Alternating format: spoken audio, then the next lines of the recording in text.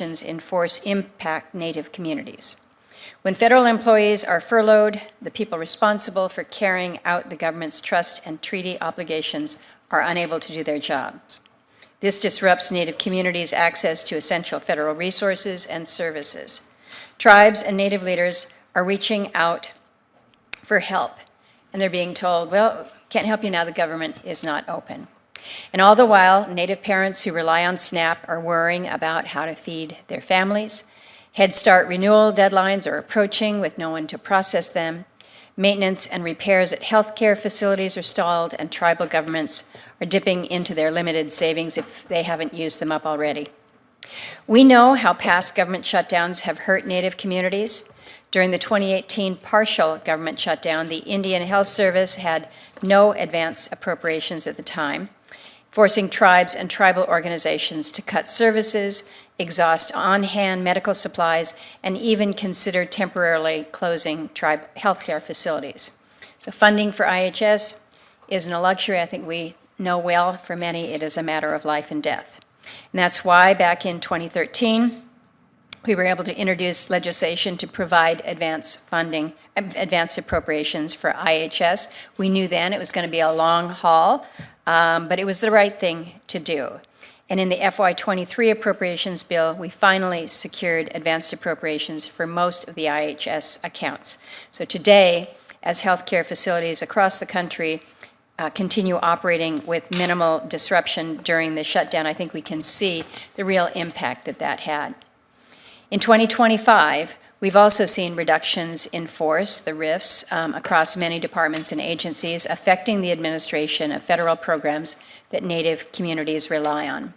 The loss of employees with deep institutional knowledge and longstanding relationships with Native communities weakens the effectiveness of these crucial federal programs.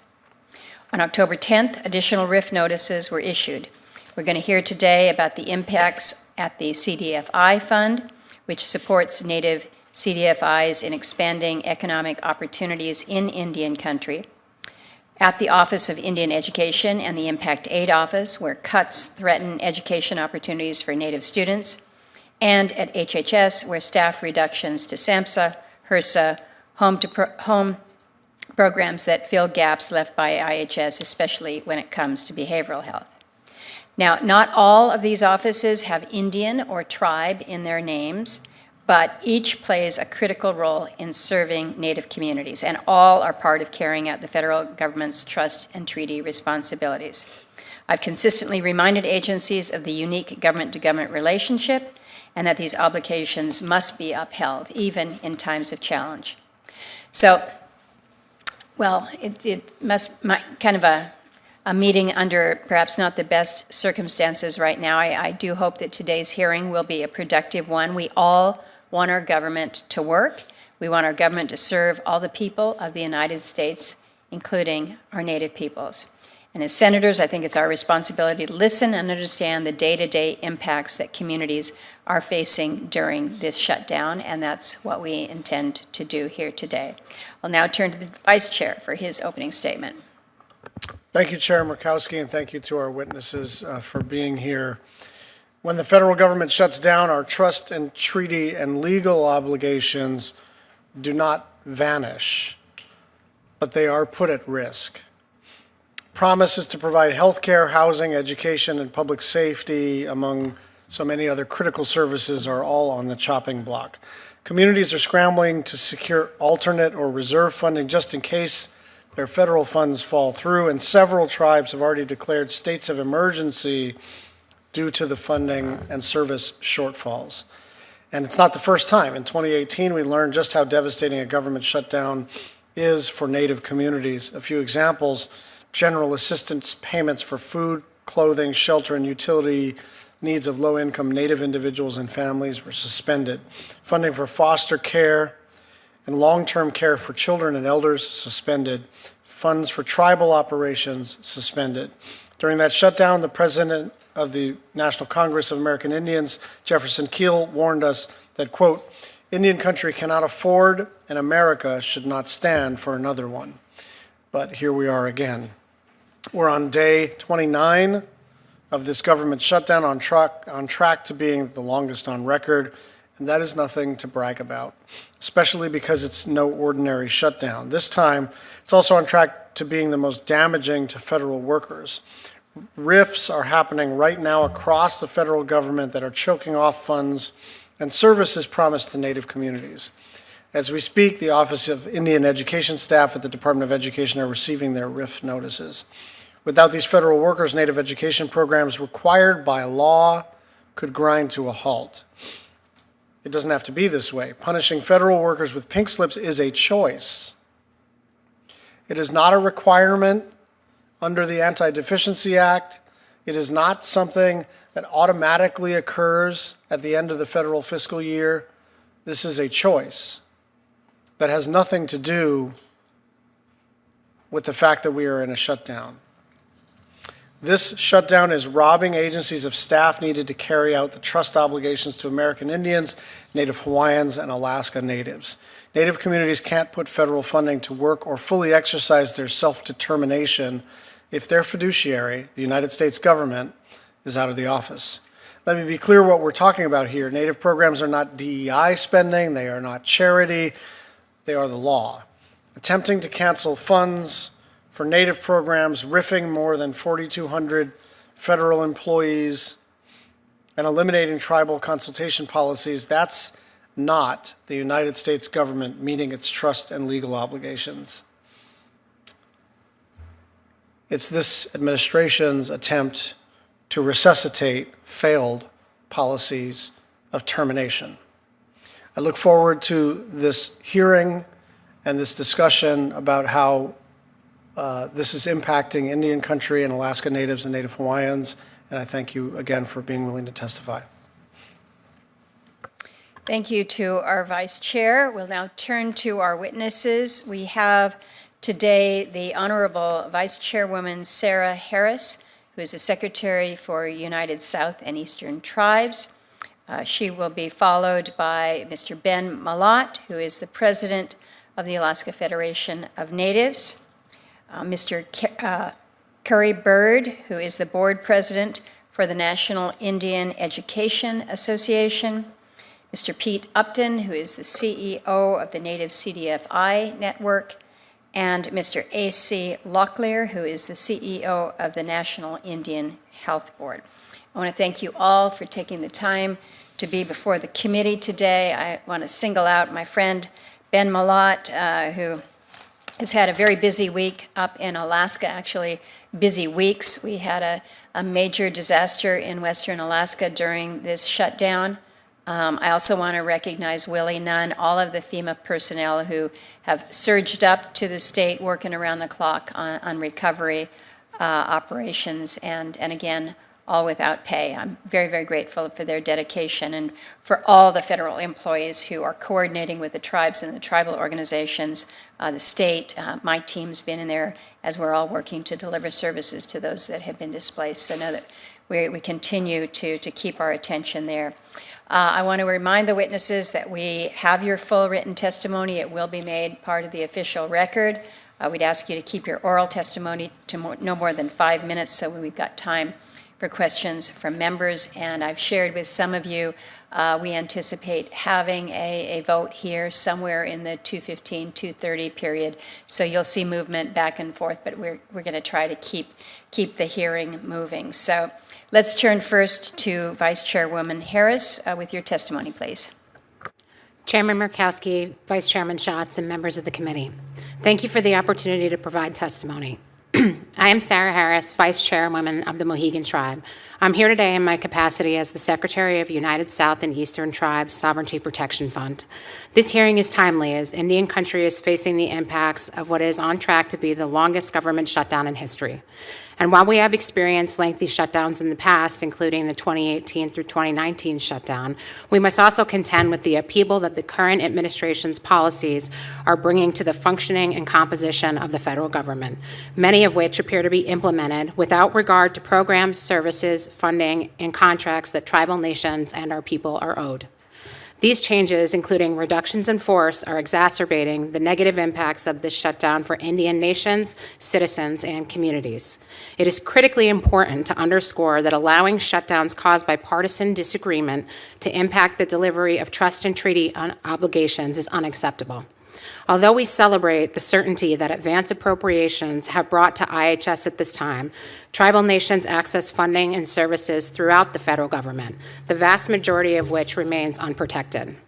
Our tribal nations are working to ensure that citizens have continued access to food as nutrition programs like SNAP and WIC are running out of funds. For example, USET's SPF's board president, Penobscot Chief Kirk Francis, was unable to testify today because he is currently working with his tribal council to reallocate over $200,000 in other funding to bridge the gap in nutrition and funding for November alone. This includes asking tribal hunters to donate moose meat so that elders can be fed. As the temperature continues to drop this fall, at least 12 of our member nations are without low-income heating assistance through the Department of Health and Human Services.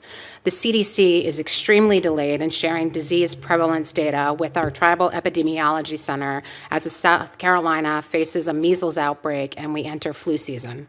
Finally, some tribal nations are being forced to consider taking out lines of credit to continue providing services to their citizens and communities. Congress and the administration must work together to ensure the shutdown is lifted as soon as possible. The longer the shutdown continues, the greater the likelihood of compounding impacts to essential services in Indian country, those that are the responsibility of the federal government. We urge the administration to work with Indian country to ensure its policies, including RIFs, do not affect the delivery of trust and treaty obligations. Beginning on January 20th, as we do with every administration, tribal nations have approached the White House, the Office of Management and Budget, and numerous federal agencies and departments seeking partnership and to educate them on the unique legal and moral obligations the United States holds to Indian nations, tribal nations, citizens, and communities. We've explained why these obligations supersede the administration's priorities related to the scope and size of the federal government. This includes requests for exemptions from the administration's RIFs for tribal serving positions, both through the Department of Government Efficiency and now through OMB. Despite this advocacy, many tribal serving positions have been eliminated over the course of this year. Tribal organizations have also come together in response to the early actions of the administration, including USET, SPF, and our sister organizations here today. Currently, a total of 37 member organizations, the Coalition of Tribal Sovereignty, is a nonpartisan collaboration of local, regional, and national tribal organizations working together to safeguard tribal sovereignty and uphold the United States delivery of trust and treaty obligations. Since February, the coalition has sent over 50 letters to the executive branch. Broadly, these communications offer the following messages. Indian country is being unintentionally swept into the administration's broad implementations of its policy priorities. Because of trust and treaty obligations, tribal programs are not like other federal programs and must be treated differently. Tribal nations in the Trump administration have important overlapping goals, and we must focus our energies on pursuing those goals together. At present, however, our focus is being drawn to protecting Indian country from collateral harm caused by imprecise implementation of the Trump administration's priorities. It is critical that all branches of the federal government recognize that IHS, BIA, and BIE are not the sole agencies charged with delivering trust and treaty obligations. Tribal nations access funding and services throughout the federal government for which we have prepaid with our lands, resources, and the lives of our ancestors. It's simply not enough to only protect these agencies from the impacts of policy changes and position eliminations. All tribal serving personnel, programs, and agencies must be exempt from these actions. Turning our attention back to this committee and Congress more broadly, the shutdown and this year's federal upheaval should inspire you to think differently about how trust and treaty obligations are funded and carried out. In the short term, all federal Indian funding must be protected from shutdowns and continuing resolutions through advance appropriations. This would ensure that the federal government continues to meet its obligations regardless of politics and provide some certainty to our people, patients, and employees each year. In the long term, full and mandatory funding would better exemplify the obligations of the United States to tribal nations. In closing, we urge this Congress to bring the destabilizing effects of its own inaction to an end for Indian country. We thank the committee for the opportunity to testify and look forward to partnering as you seek to advance and improve the delivery of trust and treaty obligations. Thank you. Thank you so much, Vice Chairman. Next, we turn to Mr. Malott. Welcome. Thank you, Senator and Vice Chair Schatz and members of the committee. Thank you for having this hearing today. It's really critical and timely for our tribal communities. My name is Ben Malott, as Senator Murkowski mentioned. I have the honor of serving as president of AFN. AFN is Alaska's largest statewide organization. Its membership includes 170 federally recognized tribes, 154 business corporations, 11 regional corporations, 11 regional nonprofits, over 160,000 Alaskan natives. As I went through working on my testimony for today, I reached out to a lot of our member organizations. And I'm lucky to hear that most of our tribal organizations and communities prepared for the shutdown. But as we approached 30 days of the shutdown, many of them did not prepare for that long of a shutdown. As you mentioned, we're at day 29. A prolonged shutdown in Alaska becomes life-threatening for many of our communities. Also delays the ability for our tribes, who are very capacity-strained, to do reporting and or to also work on additional permits and grants.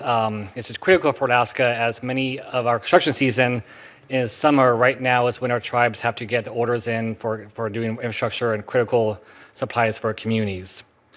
Also, while many of our tribes and organizations plan for a shutdown, we cannot always plan for weather. As Senator Murkowski mentioned, on October 12th, we had a very serious typhoon hit Alaska.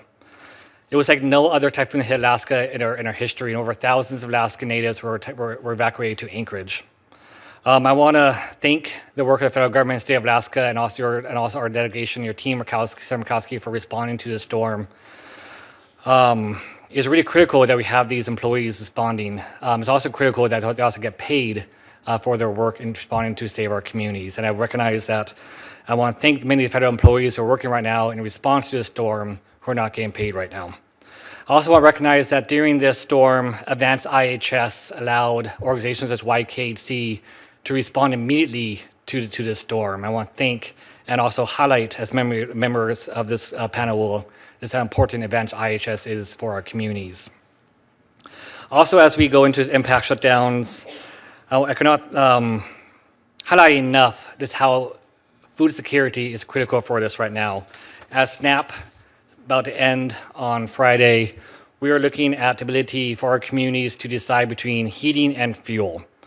For example, right now in Kotzebue, Alaska, a gallon of milk is $12.99. A 24 count of eggs is $13.19. A 4-pack of bathroom tissue, this is single ply, is $8. A loaf of bread is over $6. Stove oil is $7.79. 6 cans of corn hash beef is $30.99. Without SNAP and without LIHEAP, it's critical for our communities to decide between heating and fuel. Right now, I looked up the weather in Uktiavik is 3 degrees, but it feels like -9. In Bethel is 17 degrees. In Kotzebue is 15 degrees. In my mom's home village of Rampart is 21 degrees with light snow. My father's hometown of Yaktat, which is a lot farther south, is a balmy 35 degrees. We're right now in November, or almost November, it's going to get colder. Without LIHEAP, without SNAP, our communities or tribal citizens will have to decide between fuel and food. In Anvik, 65% of the revenue from that store comes from SNAP. In Yaktat, about $2,000 a week comes from SNAP. In these communities such as Anvik and Yaktat, the village store is often the most stable jobs in the community. It's critical for this to happen. LIHEAP is also critical for our communities. As I mentioned, especially for our elders, they're going to decide between heat and fuel. In some of our communities, elders are there alone and might not have family to help them with food security. Also during this time, with the government shutdowns, also lack of consultations, more specifically around the Federal Subsistence Board, which is unable to meet right now. During the pandemic, the Federal Subsistence Board was able to open up emergency hunts to allow communities and tribal organizations, tribes to open up and get moose for food security during the pandemic.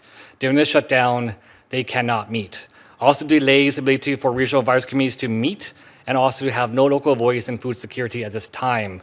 What this does also impacts our progress, as Alaska is a very large state with very difficult travel to reschedule a meeting for FSB or reschedule a RAC meeting takes a lot of coordination and could put these meetings back months.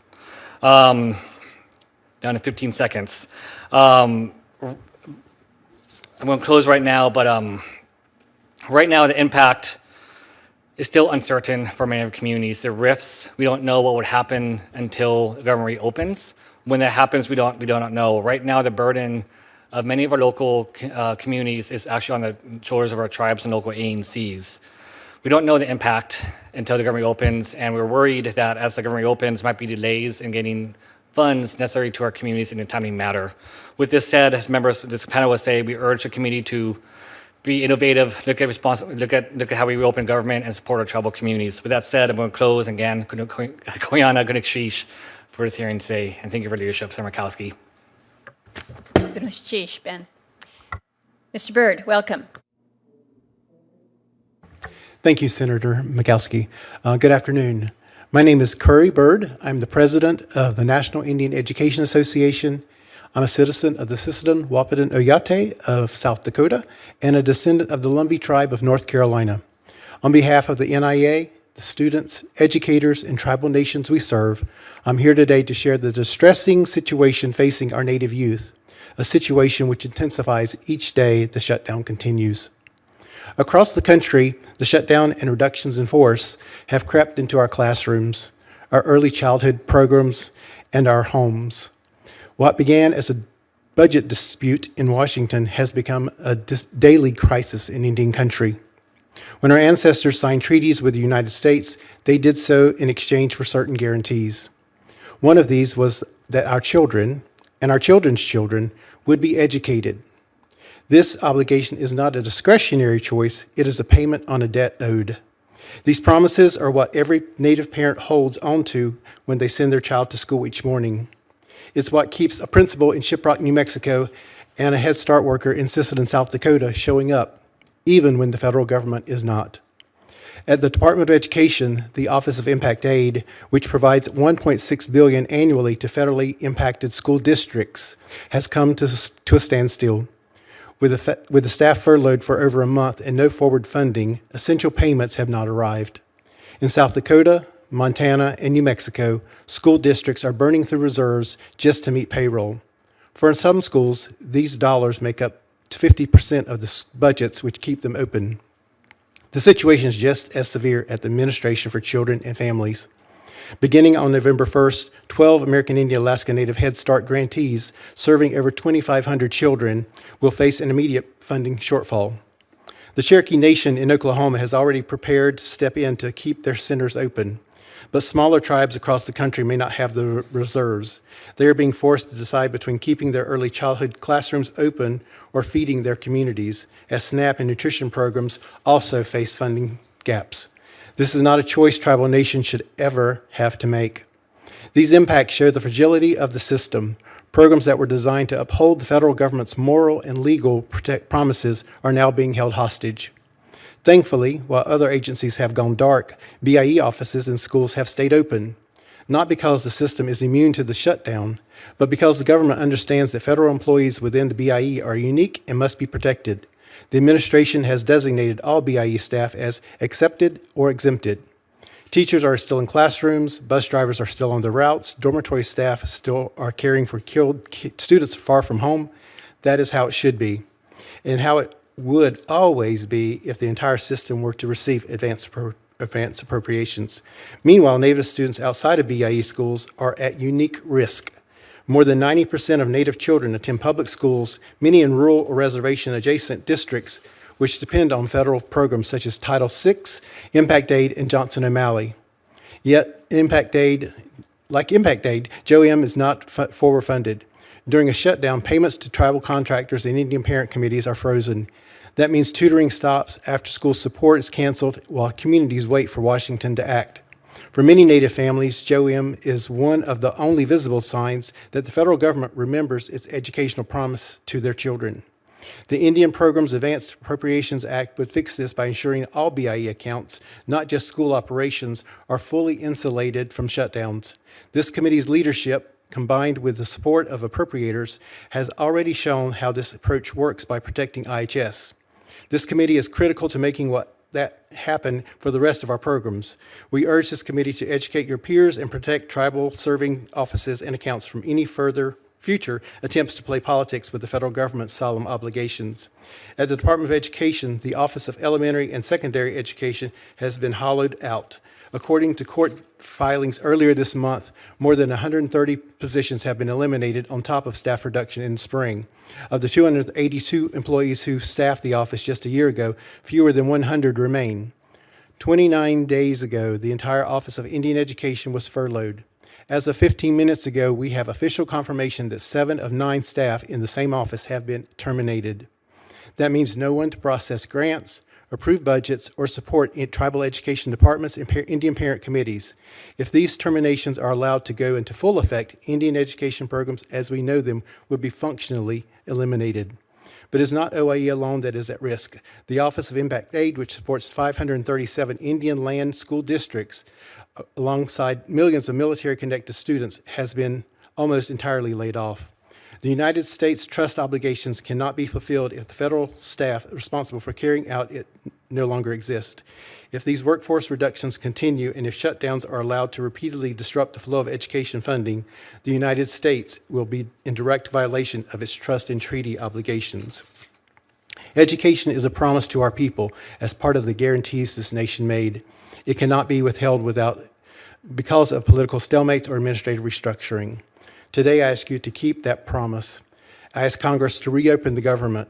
I ask you to work with the administration to rescind the rifts that target tribal serving staff and to make sure that Native children will never again be caught in the crossfire of political shutdown.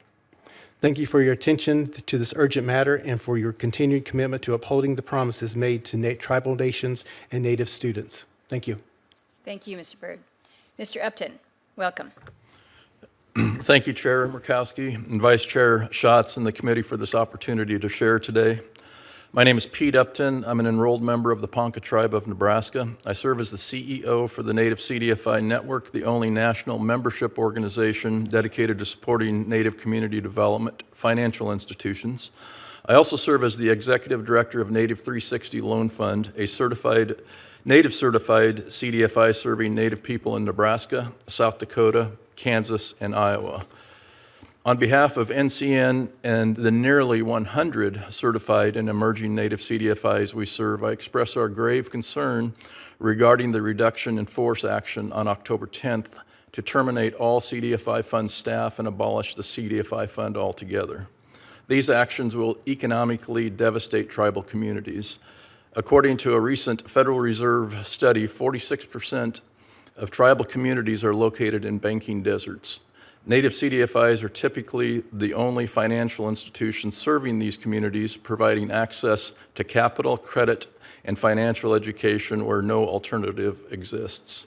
Abolishing the fund will cause severe immediate and long-term harm to Native CDFIs' ability to serve the growing small business, homeownership, agriculture, consumer lending needs of tribal communities, the needs long ignored by mainstream banking institutions.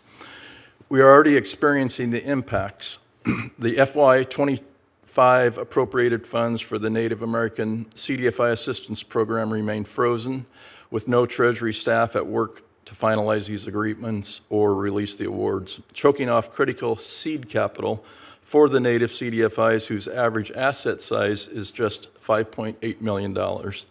Meanwhile, dozens of Native CDFIs awaiting Treasury recertification remain in limbo with no one to process their applications. The RIF and the looming abolishment of the fund also spell a demise for New Market Tax Credits program, a key financing tool that cultivate private investments in vital economic and community development projects on tribal lands. Without the fund, staff to administer it, the latest double round of New Market Tax Credits won't be allocated to Native community development entities or other CDEs serving Indian country. Also in danger is Congress's push to expand and make permanent the successful USDA 502 relending program, which will enhance the Native CDFI's proven ability to foster home ownership among Native people by issuing them mortgage loans on tribal lands. Last and perhaps most troubling, abolishing the fund will end the federal process of certifying CDFIs, the official stamp of approval Native CDFIs use to secure investments from non-federal sources. This will dramatically reduce the flow of capital for farm, ranch, and other business development, housing, home ownership, community infrastructure projects when Indian country's need for such capital increases substantially with each passing year. In the CDFI Fund's own words, Native CDFIs are helping transform their communities. They're creating businesses and jobs in places that desperately need them.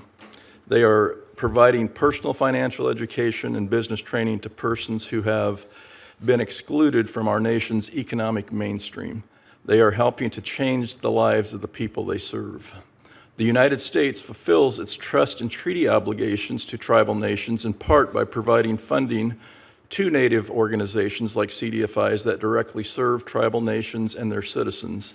The CDFI Fund and the NACA program are not handouts. They are a practical fulfillment of those trust and treaty obligations, ensuring Native people have the same access to financial, economic opportunities as all other Americans. We thank and commend the 105 GOP members of Congress who sent a letter to the administration last week in support of CDFIs in the fund, a resounding testament to the fact that CDFIs are not a partisan issue. They deserve the continued support of the federal government so they can continue their vital work, which can only happen if the administration's RIF action and its plan to abolish the CDFI fund are abolished.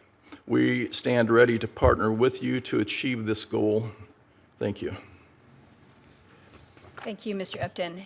And we will finally hear from Mr. Locklear. Welcome. Chairwoman Mikowski, Vice Chairman Schatz, and members of the committee, on behalf of NIHB and the 574 federally recognized tribal nations we serve, thank you for this opportunity to testify. My name is A.C. Locklear. I am a member of the Lumbee Tribe of North Carolina and serve as a Chief Executive Officer for the National Indian Health Board, the only national tribally led organization dedicated to advancing the health of all tribal nations. For more than 50 years, NIHB has worked to ensure that the United States meets its trust and treaty obligations to tribal nations, obligations affirmed in law that do not stop during government shutdowns. While IHS plays a central role, the duty to provide for the health and well-being of American Indians and Alaska Natives extends across all of HHS. According to OMB's 2024 Native American Funding Crosscut, HHS administers over $12 billion in Native-related funding. Yet HHS still lacks comprehensive department-wide crosscut on how these dollars and others reach tribal communities. Without it, it is difficult to show how RIFs and the shutdown disrupt services. Every day, the ITU system, including federal, tribal, and urban programs, relies on federal appropriations to pay staff, keep clinics open, and provide life-saving care. When that funding stops, even briefly, the impact is immediate and severe. Before advance appropriations, IHS was the only federal healthcare agency without funding during shutdowns. Clinics reduced critical services, providers went unpaid, and tribes relied on emergency funds, even facing credit downgrades and real-world impacts. In one tribal community, the inability to sustain operations led to the loss of 10 community members' lives. Thanks to congressional action and this committee's leadership, IHS continues full operations during this shutdown. No closures, no furloughs, no missed payments. When severe storms struck western Alaska earlier this month, the Yukon-Kuskokwim Health Corporation responded immediately because it was funded. That's what stability looks like in action. But gaps remain. Roughly $1.3 billion across 6 IHS accounts are not covered by advance appropriations. For now, IHS is covering those costs while also ensuring that commissioned Corps officers in tribal facilities continue to receive pay. But that stopgap is unsustainable. Similarly, the Special Diabetes Program for Indians is also affected.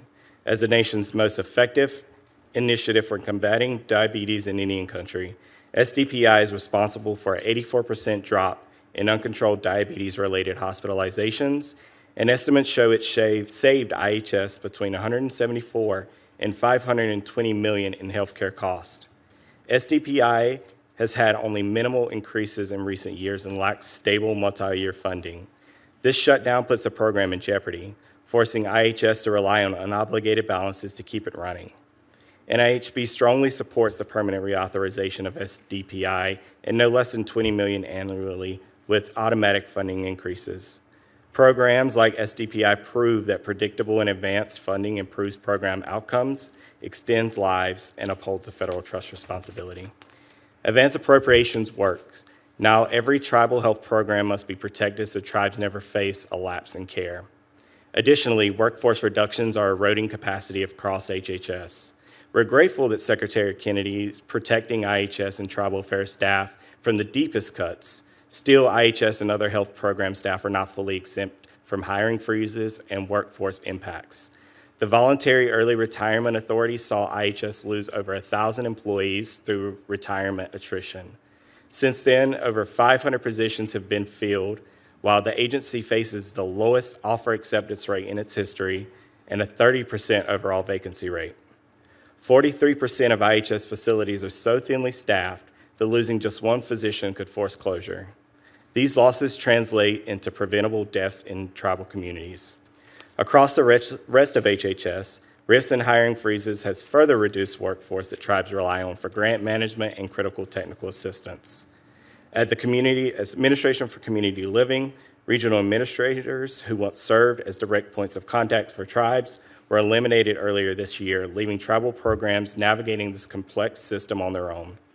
Shutdowns and rifts are not just fiscal events. They directly weaken the government's capacity to meet its trust and treaty obligations. As Native communities confront the nation's most severe health disparities, we need to strengthen, not weaken, the federal health infrastructure that underpins tribal self-determination and the well-being of our people. We must extend protections to all IHS accounts, rebuild the workforce, permanently reauthorize SDPI, and improve coordination across HHS through a true cross-cut of tribal health funding. Our sovereignty does not shut down. The federal trust responsibility cannot be reduced in force. Thank you, and I welcome any questions you may have. Thank you very much, and thanks to all of the testifiers. Senator Cortez Masto. Thank you. Thank you all for being here. Mr. Locklear, let me start with you. As we know, November 1st, funds for the Supplemental Nutrition Assistance Program, SNAP, will run out. For my tribe in Duck Valley, the loss of SNAP funding means that 200 families, or 50 to 60% of their tribe, would lose access to essential food support. In response, the tribe is preparing to rely on traditional practices, such as hunting elk to feed their members. It's important to highlight how serious of an issue this will become. This Saturday, tribes all across our country will lose access to essential food services. Mr. Locklear, can you specify what actions or emergency measures is the Indian Health Board planning to take to address the health impacts of the loss of SNAP support for our tribal communities? Sure, absolutely. So we are working with our partners across Indian country, including the Coalition for Tribal Sovereignty, to ensure that we are providing the most resources for tribes to understand what their options are during this time. There are tribes who are, as we mentioned earlier, who have already issued state of emergencies, who are going to really access their own funding. But ultimately, tribes are going to have to tap into their funding to provide for their resources for their people. That's funding that may run out that they have on reserves. So can I ask you, when you're talking, let's talk specifically Duck Valley. If they were to reach out to you, what would you tell them? Where they could go for assistance?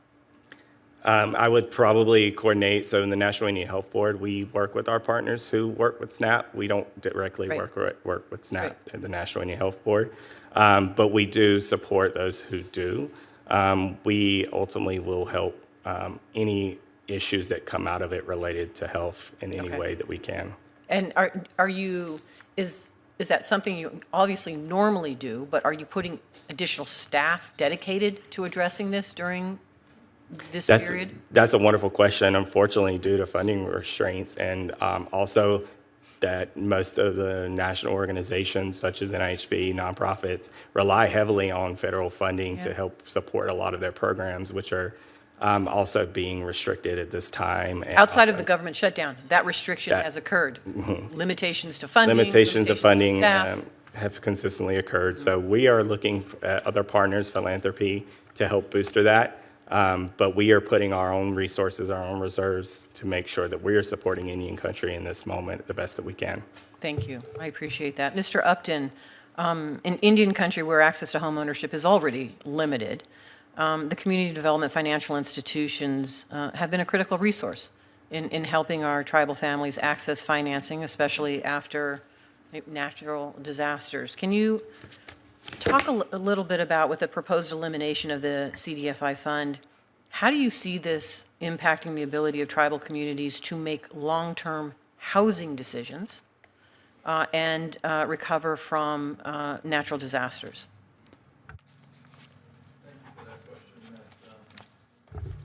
There we go. Sorry about that. Thank you for that question. You know, the elimination of the CDFI fund would be detrimental to all the hard work, especially getting the USDA 502 relending program, the momentum going for that, because that program there proved to support 2 native CDFIs in 2019 did more home loans in 1 year than the USDA did in 10 years. Right. And the fact of the matter is native CDFIs were in our communities, we know our communities, and we're there working every day in our communities to get homeowners into a home. And the elimination of these funds, the way that we capital stack anymore and the way that we bring deals together, it's native communities helping native communities. And I can see we've had the biggest struggle in getting low interest, long-term capital. And finally, with the USDA 502 relending program, it's finally in sight that we could do that. It's a $50 million, potentially $50 million annual allotment for housing. And it would put us back 10, 15 years of all the hard work that our native CDFIs have done. And if the fund is eliminated, our work would stop, and we're going to have to find another avenue. But the CDFI fund itself, it's a stamp for investors to say that you are investable. So we bring in private capital at a rate 8-to-1. So to answer your question, it would be devastating for our tribal communities. And right now, native CDFIs are playing a big part of it and bringing other partners in on a daily basis to supply housing for our tribal communities. Yeah. Thank you. Thank you. Senator Smith. Well, thank you so much, Vice Chair Schatz, and thanks to all of you for being here today. This is such a useful opportunity for us to hear about what's happening, the real-life impacts as we struggle through this administration and this shutdown. And I'm really glad to see Mr. Upton here. You have been such a great friend and advocate, and to help my office in many ways as we've done all of the work on CDFIs and native CDFIs. And so maybe I just want to start by following up a bit on Senator Cortez Masto's questions, because I'm trying to get at what are kind of the actual on-the-ground impacts of the way in which kind of the mass firing of the CDFI fund staff at Treasury, like what impact that's really having. And in your testimony, you write about how none of the 3 largest home lenders in the U.S. issue federally guaranteed mortgages for the construction of new permanent homes on tribal land, so like 0. I mean, this is where CDFIs have played such an integral role, as you said, because you know your communities. I just want to pause on that for a minute, see if there's any additional information you think would be useful for the committee to understand when we think about that, kind of financial desert on tribal lands when it comes to home mortgages without CDFIs. Without CDFIs, the greatest challenge that we have is being able to bring in, and I spoke with CDFIs up in Alaska yesterday, and it's an ecosystem that we have, and it's bringing in all the federal programs to support the capital needs to home mortgages. And whether it be new market tax credits, the USDA, there's a number of leveraging tools that we use to fulfill our long-term capital needs. But I think more than anything, the shutdown currently, what it's doing, when you think about this, the CDFI fund itself, there's about $6 billion of funding that they roll out annually. And I just ran the numbers through a couple colleagues. There's about 81 employees currently at the CDFI fund before the RIF. And with that $6 billion, you know, they administer and the policy and they review the applications, the award process, the compliance, the monitoring, the data analysis, the reporting, the cross-agency coordination, but more than anything, they oversee the certification. Right. So there's so much that those staff members do that's not happening right now. And without the 2025 awards that should be rolled out as we speak here, the TA awards were announced, but there's no one to process those awards.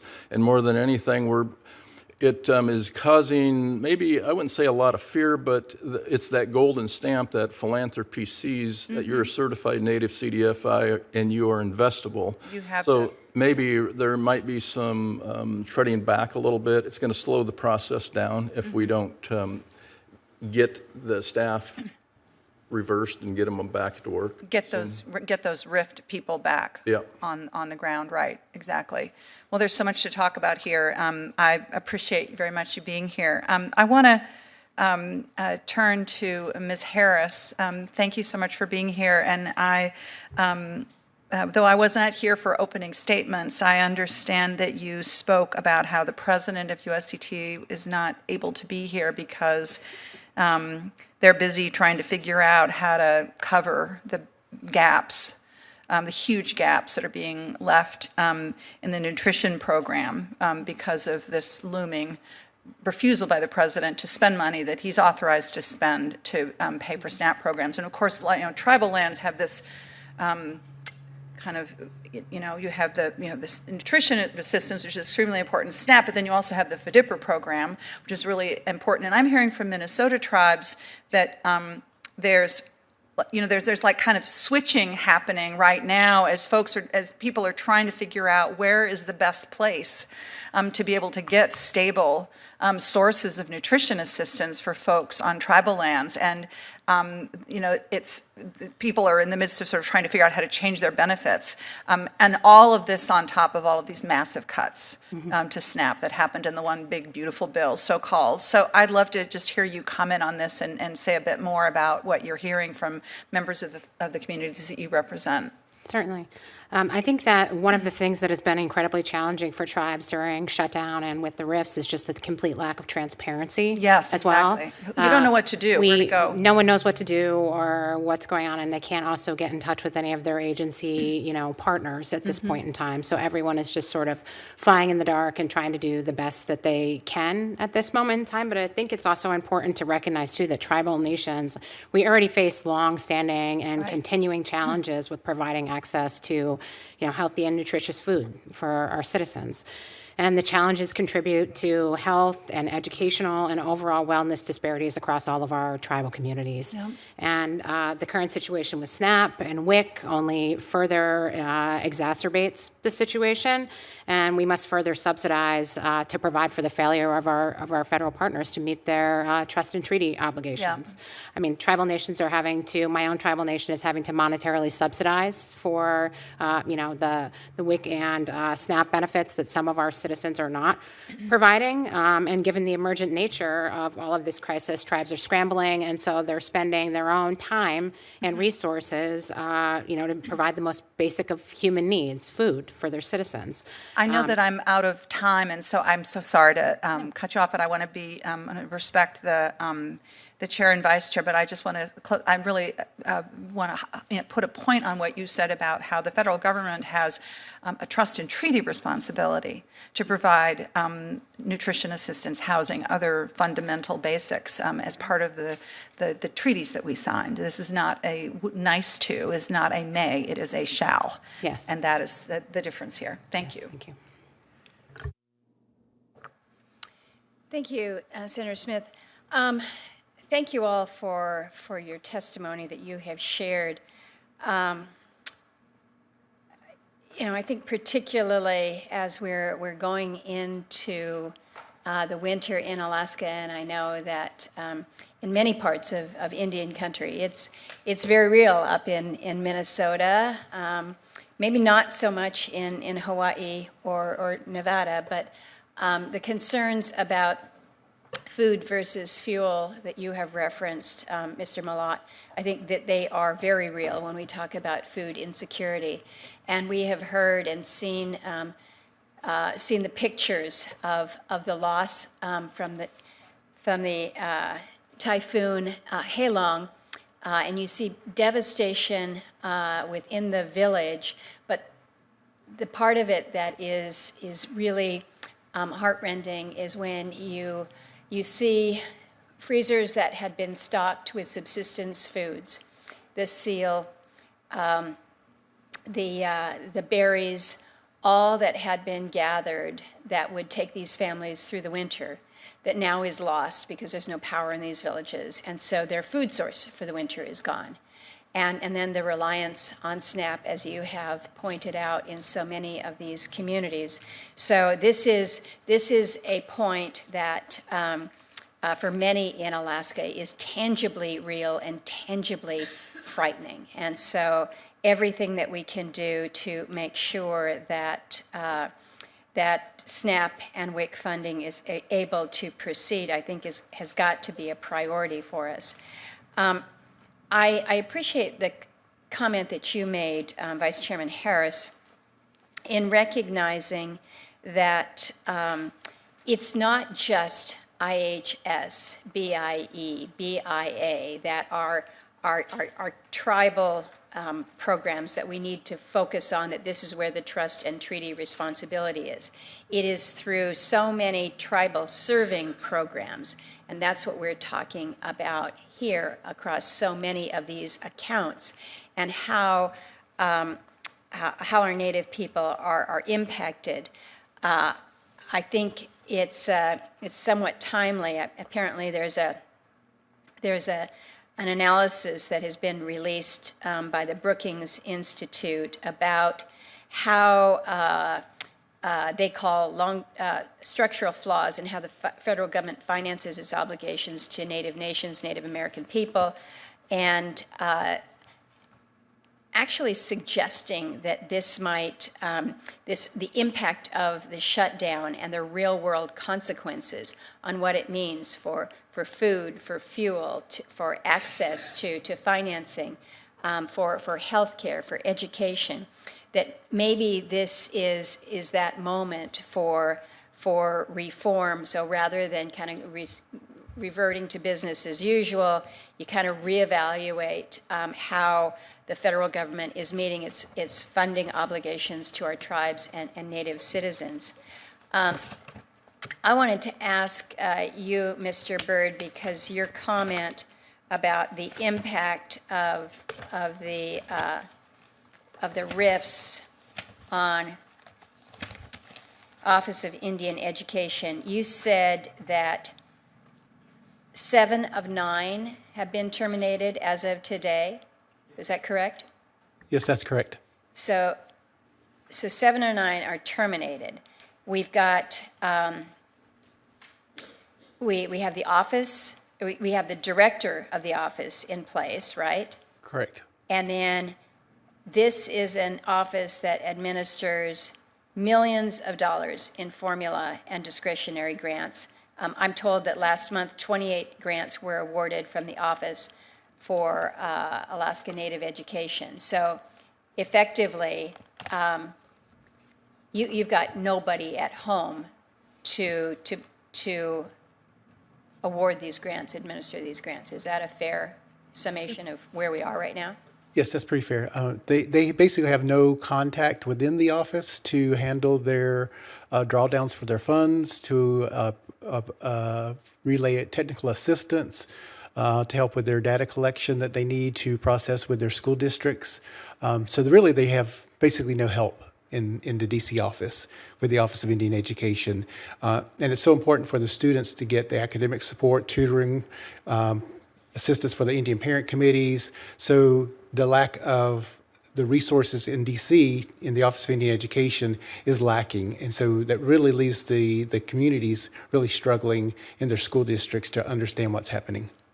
And then you also touched on Tribal Head Start. And I'm hearing from grantees in my state that are concerned about the impact effective November 1 in terms of these grantees, but also not being able to access technical assistance.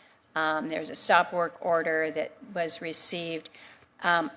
What does that, what impact will that have on our tribal Head Starts if there's nobody, again, there to help with technical assistance? Well, in some communities, obviously, they have to prepare for their next round or request for funding, and so they don't really have the information in place to provide for their auditing purposes as far as getting ready to submit their next level of funding sources. So they're basically caught with behind the eight ball, basically, because they need the assistance up front before they even apply for their next round of funding. Mr. Upton, I want to turn to you about CDFIs and the certifications by Treasury. You basically said that there's no Treasury staff to process these certifications. And so if you can't process them, okay, tell me what happens. Tell me what happens in terms of the inability of Treasury to move forward with any certifications when we're talking about access to capital markets. Without certification, it really gives, certification gives investors, philanthropy partners, federal agencies confidence that the funds they deploy to us, whether it be through a form of a grant, it's that golden stamp that we're going to deploy that money with integrity, accountability, and measurable impact. So you're saying it's a stamp of approval. So if you don't have the stamp, does that mean that you're less likely to be able to access that loan? You're going to be less likely to have philanthropy. Philanthropy already, Native-led organizations are less than 2% of total philanthropy giving. And with the Native CDFIs especially, it's so important that we have that certification because without it, I fear that philanthropy isn't going to be as giving and as open to. There's no guarantee. It's the certification. It's the golden stamp that you are what you say you are. And the CDFI fund has certified that all of your accountability, you're doing what you said you were going to do with the money that they gave you. And that's probably the most important when it comes to bringing on private investors and private capital to the work that we do, is that it builds the trust, it builds a trusting relationship with our funders. So without it, there's many programs that you're required to have that CDFI certification to even apply. And I know there's a lot of investments through, whether it be a investment from a bank, also they're going to require some sort of certification. So I think that is my fear, that those types of investments will disappear, and they'll disappear quickly. Turn to Vice Chair Schatz. Thank you, Chair Murkowski. Secretary Harris, thanks for being here. We've seen tribes furlough some of their own staff and have to keep and take loans out. Can you just drill down for me on some of the scenarios that certain tribes are going through with this lack of funding? Just tell us what's happening. Well, we're hearing from different member tribes of USET, and I know one of the things that we've heard anecdotally that tribes are looking at is securing lines of credit. Because right now there were, grants that they anticipated would be coming, but there's no information about whether or not they will be coming or not. And when, we're taking out lines of credit, we're also, incurring interest payments on those lines of credit. And then that later, pulls tribal funding away from things that could be going to programs. And then at the end of the day, there's no guarantee that those will even come through.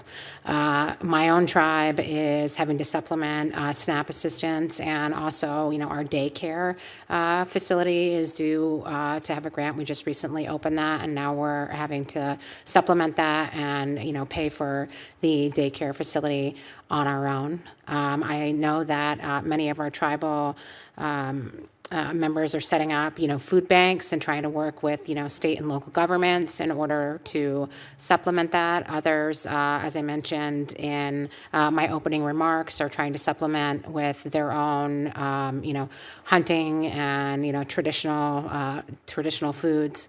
And I think overall, the biggest thing is just that there's no transparency, there's no end in sight, and there's no information. I mean, tribal governments are resilient and resourceful, and we are problem solvers, but it's difficult to know what you're even solving for, if it's short term or if it's long term. And so I think everyone right now is just, dealing with what's in front of them and trying to find stopgap measures to provide for our tribal citizens until, there's more clarity. And just, I guess at this point, starting to anticipate that this may be a lot longer, and that will require more thinking and more, measures on how to deal with that. And how much, you may not be able to answer this question because I'm not sure any of us quite know, but it seems to me there are at least two things going on, right? There's the expiration of the appropriations bill, and that has pretty direct impacts on tribes. But then there's also these RIFs that are not really required under the Anti-Deficiency Act. So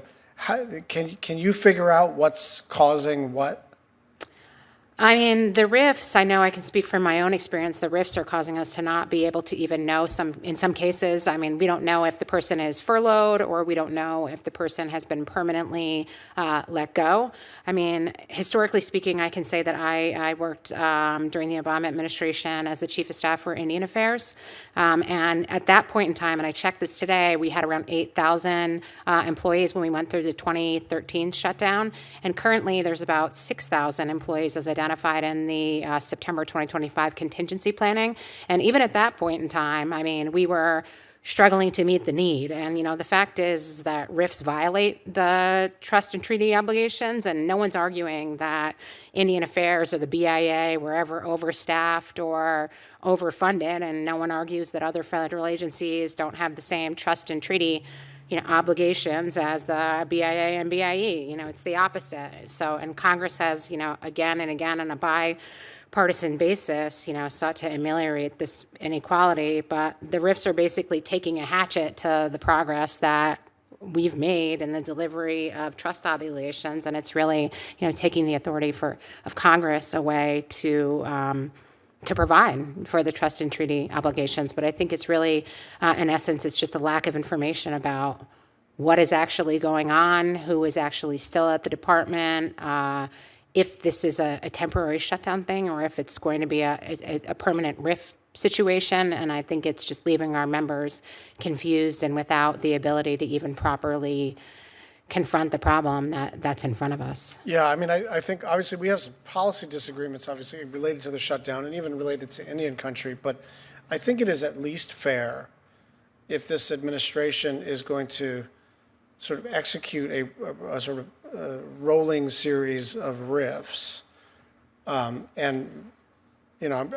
because of my relationship with the chair, I'm trying to avoid any sort of partisan vibe here, but it is at least fair to try to figure out what is related to the shutdown and what is not, because I'm quite worried that we could end up on the other side of this shutdown and in a short-term continuing resolution while we work on the rest of the appropriations process, and then we find that, it turns out 2/3 of the problems were just a lack of human beings to push out grants, to communicate with tribes and tribal leaders, and programs that serve Native people across the country. So I actually think we, as a committee, need to sort out, to the extent that it's possible, what is what. And I understand that in the politics of it all, it's part of a piece, right?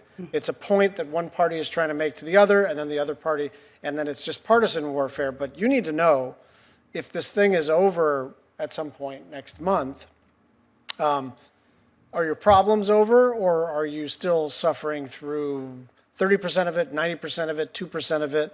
And the fact that we don't know the answer to that we don't know, and you don't know, I think is a problem. We need to at least ground ourselves in the same set of facts. Yeah, thank you for sharing that, Senator Schatz. I would agree. I think we need that kind of information. I don't remember how early it was in this session, but we had we had a hearing here in Indian Affairs to look at the impact of some of the reductions in force, what the layoffs, the impact of the layoffs were having on again, so many of these tribal serving programs where we had the Secretary of HHS say very clearly, I'm going to hold IHS harmless in this, and when it came to those layoffs, we saw that. But I think it was important for the administration to see it's not just in, again, IHS, BIA, BIE. It is in so many of these other programs where, again, tribal citizens are being served. So understanding the implications of all of this is kind of part of where we are today. I just want to ask a couple really quick follow-ons.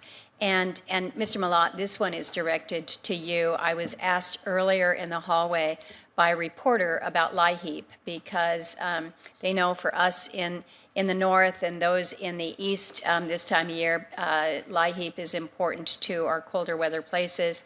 And I was asked, do I have any idea how long LIHEAP funds are going to be available? And I'm told that there was supposed to be a new round of funding supposed to go out to the states and the tribes by the 1st of November. That's apparently not going to happen. Some tribes may have leftover funds. Are you hearing from folks back home about LIHEAP?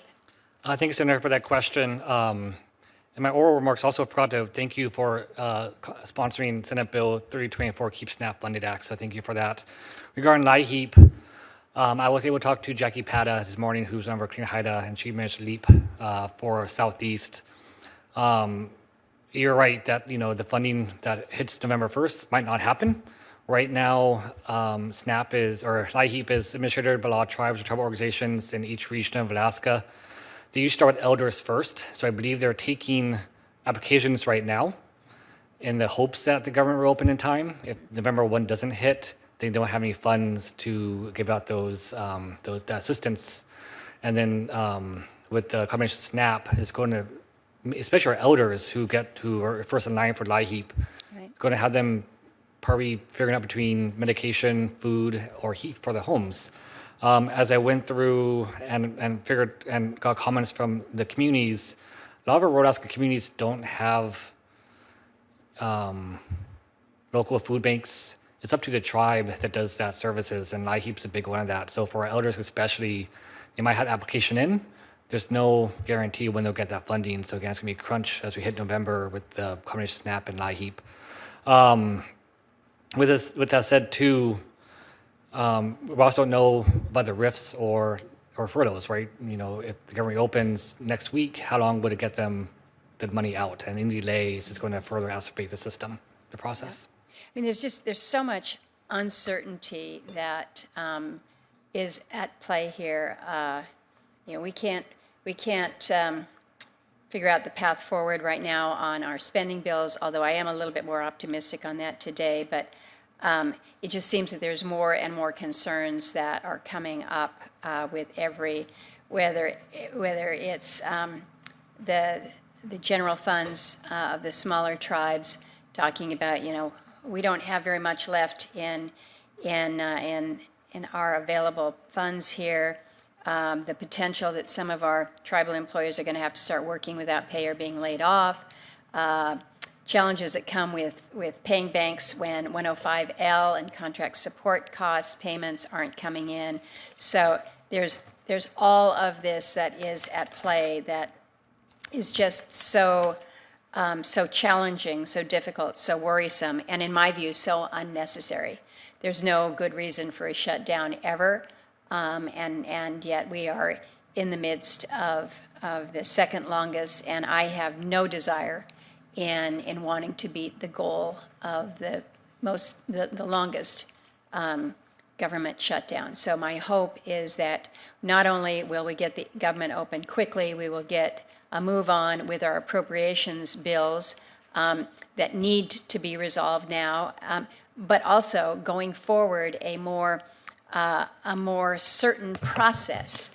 And again, I think given the comments that we've heard from the vice chair and what I said earlier about maybe looking at this as a moment for critical review about how we, the federal government, meet the trust responsibilities and obligations to our tribes, to American Indians, Alaska Natives, and Native Hawaiians. This might be the kick in the fanny that we need to look a little more critically at that. So, ladies and gentlemen, thank you for making the effort to be here today. Thank you for your testimony. For those who would ask for follow-up questions, for the record, we're going to hold it open for a couple weeks now. But again, thank you for being part of our very important hearing today and allowing these issues to come forward. And with that, the committee stands adjourned.